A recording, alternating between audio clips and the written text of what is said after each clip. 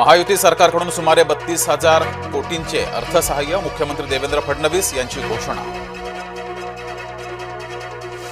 पूरग्रस्तांना दिवाळीच्या आधी मदत पोहोचवू, देवेंद्र फडणवीस यांचं वक्तव्य.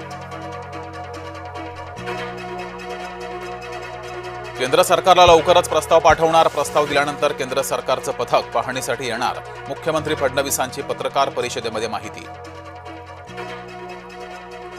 मराठा कुणबी आरक्षणावर न्यायालयाची स्पष्ट भूमिका, सरकारचं म्हणणं ऐकल्याशिवाय निकाल नाही, मुंबई उच्च न्यायालयामध्ये सुनावणी कायम. मनोज जरांगेंवर कारवाई का नाही, जरांगेंवर बेकायदेशीर आंदोलनाचे गुन्हे का दाखल होत नाहीत, ओबीसी नेता बबनराव तायवाडे यांची मागणी.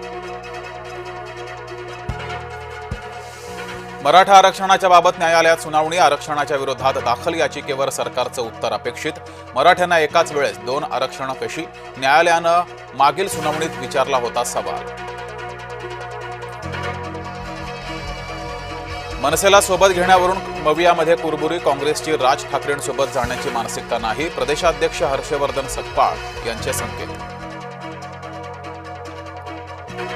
मुंबईतल्या वाहतूक कोंडीवर मुख्यमंत्र्यांची सपशेल दिलगिरी, मात्र भविष्यातील प्रगतीसाठी आज त्रास सहन करावा लागेल, मुंबईकरांनी थोडी कळ काढावी, मुख्यमंत्र्यांची विनंती. तुळजाभवानीच्या प्रभावळीचा वाद मिटला, राणा जगजितसिंह यांच्या पत्नीचं नाव प्रभावळीवरून हटवलं, जिल्हाधिकारी कीर्ती किरण यांनी वादानंतर प्रभावळ बदलली.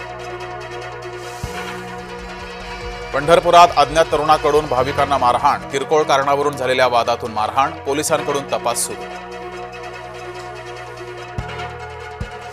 कर सहाय्यक आणि लिपिक टंकलेखक पदासाठी भरती, राज्य लोकसेवा आयोगाची 938 जागांसाठी नवी जाहिरात. गुंतवणूकदारांसाठी बंपर संधी, शेअर बाजारात या आठवड्यात 7 IPO, बाजारातून 30,000 कोटी उभारणार. अभिनेत्री शिल्पा शेट्टीची जवळपास 4.5 तास कसून चौकशी, शिल्पा शेट्टीची 60 कोटींच्या फसवणूक प्रकरणात चौकशी. बोईसर जवळील सरावली ग्रामपंचायत कार्यालयात राडा, किरकोळ वादातून हाणामारी झाल्याची माहिती. अमरावती कारागृहात धक्कादायक प्रकार, अंडा सेलमधील जन्मठेपेच्या कैद्याकडे सापडले आयफोन, कारागृहातील सुरक्षा व्यवस्था चव्हाट्यावर. कस्तुरबा रुग्णालयाबाहेर पोलिसांचा बंदोबस्त वाढवला, प्रबोधनकारांचं पुस्तक देण्यावरून झालेला वाद, वादामुळे परिसरात तणाव. मुंबईच्या सागरी सेतूवर विचित्र अपघात, अपघातात कार उडून पडली थेट समुद्रात. नागपुरात आणखी एका चिमुरडीचा मृत्यू, कफ सिरप प्यायल्यानं बालिका दगावल्याची प्राथमिक शंका. यंदाचा गाळप हंगाम 1 नोव्हेंबरपासून, मुख्यमंत्र्यांच्या उपस्थितीमध्ये घेतलेल्या बैठकीत झाला निर्णय. नितीश कुमार यांच्या समोर सत्ता टिकवण्याचं आव्हान, वाढतं वय आणि 20 वर्ष सत्ता असल्यानं जदयूसाठी निवडणूक जिकरीची. निलेश घायवळ विरोधात दुसरा गुन्हा दाखल, पुण्याच्या कोथरूड परिसरात स्थानकात गुन्हा दाखल, घायवळच्या बनावट पासपोर्ट आणि बँक खात्याची चौकशी.